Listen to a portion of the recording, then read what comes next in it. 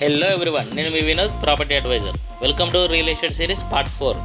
Residential property కొనే ముందు నేను చెప్పే ఈ 5 పాయింట్స్ తప్పకుండా గుర్తుపెట్టుకోండి. Number 1, location. ప్రాపర్టీ ఎక్కడ ఉంది, ఫ్యూచర్ డెవలప్మెంట్ ఎలా ఉంది అనేది ఖచ్చితంగా చూసుకోండి. Number 2, legal documents and approvals. Link documents ఉన్నాయా లేవా, సిటీ అయితే మున్సిపల్ పర్మిషన్స్ ఉన్నాయా లేదా, రేరా డీటెయిల్స్ కరెక్ట్గా ఉన్నాయా లేదా చూసుకోవాలి. Number 3, budget. మీ బడ్జెట్కి సరిపోతుందా లేదా, ఒకవేళ లోన్స్ అయితే కట్టగలమా లేదా చూసుకోండి. Number 4, connectivity and amenities. మనకు మెయిన్గా రోడ్స్, ట్రాన్స్పోర్ట్, స్కూల్స్, హాస్పిటల్స్ మరియు బేసిక్ ఫెసిలిటీస్ ఉన్న ఏరియా అయితే బెటర్. Number 5, future value.